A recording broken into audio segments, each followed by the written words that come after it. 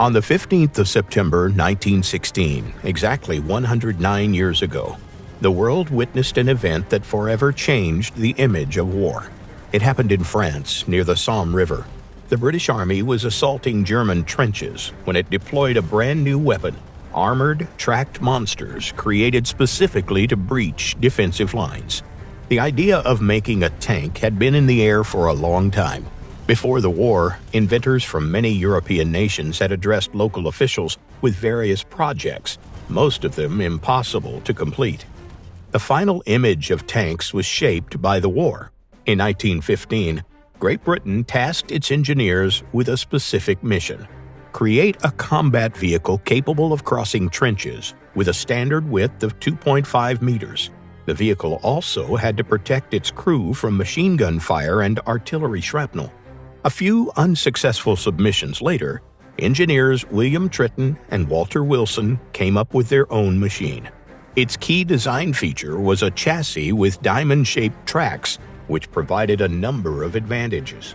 This design reduced ground pressure and prevented the vehicle from getting stuck in craters and mud, while its overall length allowed it to cross trenches without risking a tip-over. Extra stability was provided by the wide placement of the tracks and the lack of a heavy turret. Each vehicle was to be crewed by a team of 8.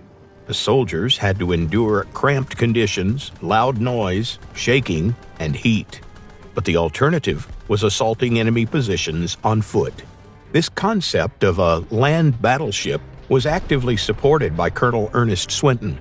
The joint effort of officials and engineers soon brought results. In August of 1916, Britain sent the first Mark I combat vehicles to France.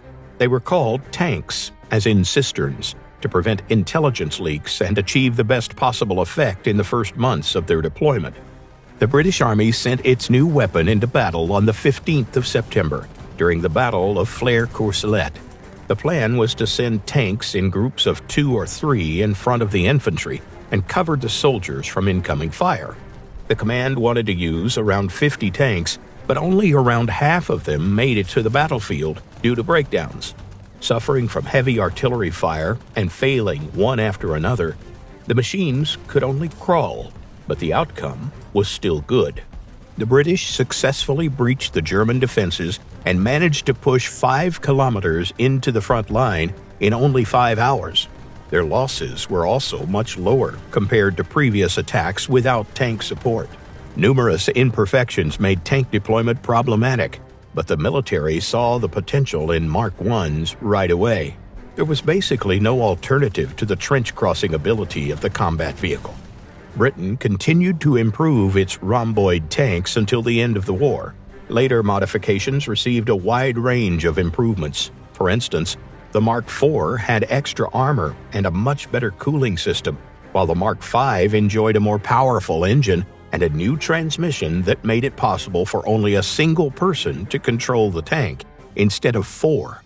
And while the first family of tanks had an enormous effect on military engineering thought across the world, the war shone a bright light on the imperfections of its design.